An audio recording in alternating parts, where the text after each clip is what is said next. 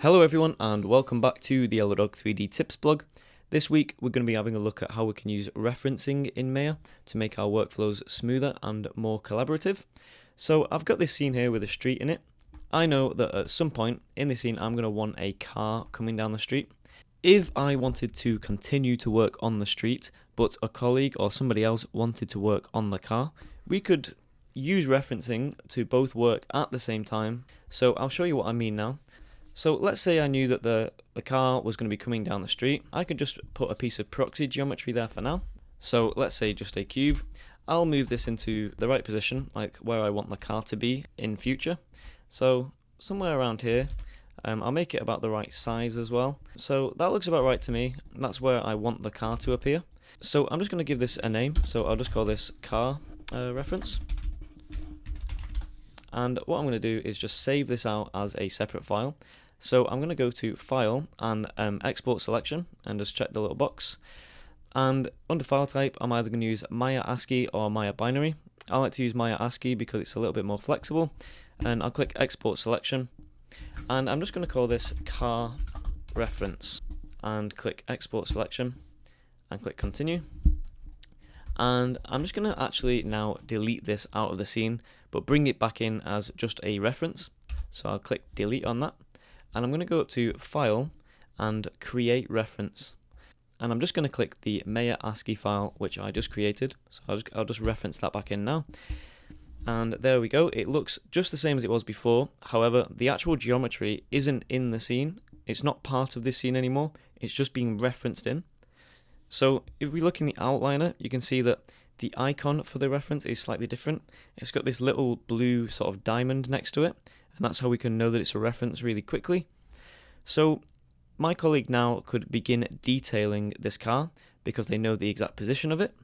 So I'll just go into a fresh Maya file and I'll open up the reference file that we just created. So I'll just go to Open Scene and Car Reference. And I could do anything I want in this scene now. So I'll just frame that box. I could delete this box if I wanted. I could put anything I want in this and it will be pulled through into the scene with the street in it. So what I'm going to do now is just bring in a model of a car that I've got. So I'll go to File and Import. And I'm just going to bring in my car model and click Import there. And you can see I've got a car over here now. I'll move it into the position because I know that this cube is in the correct position because we just positioned it in the master scene a second ago. And I'll rotate this so that it fits exactly where the cube is. There we go. And that looks like it's going to be just fine. So now I can actually just delete this cube because it was only there as reference. And I'll just delete that. And now if I save this reference file, say I'm happy with it, this is what I want my car to look like. I've just saved it. So now in this master scene, I could just go to my reference editor. So if I go to File and Reference Editor, you see that we've got our reference here, which is the car box that we just exported and re-imported as a reference. I could just go to Reference and Reload Reference, and I'll just click Continue. And there we go. We've got our car in the master scene. But let's say I've noticed a little problem. So if I zoom in on this car model, you'll see that the wheels are actually penetrating through the ground. And I can fix that here. It would be really hard for my colleague working on the car to know how much to move this so that it fits the ground geometry. So what we could actually do is overwrite the reference from the master scene. So as long as my colleague's not working on this car currently, we shouldn't have a problem. If they were still working on it, then you wouldn't want to do this because it would overwrite their changes. So what I'm going to do is actually just select the car reference and I'm going to move it so that the wheels aren't penetrating the floor anymore. So something like this. And that'll do. And what I'm going to do now is you'll see that if we go to the outliner and right click the reference, you have this reference submenu. You can do basically everything you can do in the reference editor from this submenu if you prefer, but we actually from this menu we have the option to click Save Edits, and what this is going to do is overwrite permanently the reference file. So like I say, as long as someone else isn't working on that file currently, we could save the edits from the master scene. So I'm going to right click and click Save Edits, and it's going to ask us, do we really want to overwrite this reference because it's not undoable? But I do want to do that, so I'll just click Save. And In this other window, I'm just going to reload this same file, and you notice, well, it'll be hard to notice, but the car has actually moved in this scene now. So we just overwrote the reference from the master scene. So let's say I was happy with this street scene now and I wanted to animate the car moving down it. So this is where the power of referencing really comes in. We can animate references. So I'm going to go to the frame 1 and I'm going to get the car, the reference file in the master scene.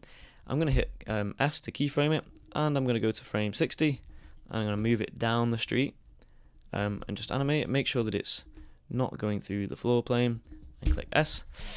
So now if I play this back, we've got our nice animation of this car moving down the street, and I could still edit this car and it would be pulled through to the master scene. However, if we change the name of this car in the reference file, the animation won't pull through. So when we're animating references, the names have to be the same. If the name changes, the animation will break. So that's something to pay close attention to, especially if you're updating a character rig. So let's say we've had some feedback from the client and they've said that they actually want this car to be red. Well, that's not a problem. In the reference, we could actually just make it red. So I'm going to apply a new material to this, which is just going to be an Arnold standard surface material. And I'm going to change the color to red. So there we go. And I'll click save here. And if we go back into the master scene, remember we've still got this animated. I could go into the reference menu from the outliner, go to reference and just click reload. And as you can see, the car is now red and it's still got the animation on it. So I hope the power of this workflow is starting to become apparent. So let's say the client likes the red color, but they want the car to be a different shape. Again, that's not a problem either.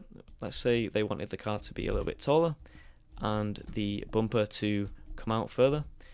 Well, you guessed it, we could just make these changes here and click save in the reference, and in the master scene we can just reload this again, and there you go, we've changed the shape of everything from the reference file and the animation is still there. So that's like the main use of references.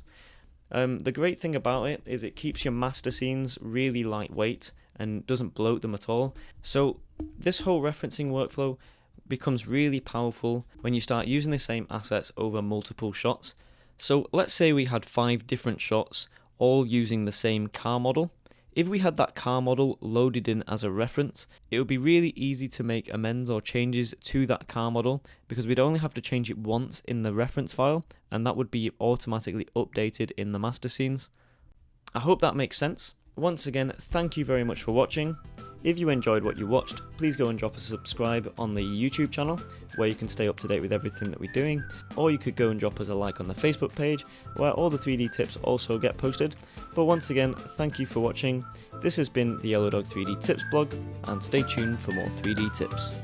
Cheers!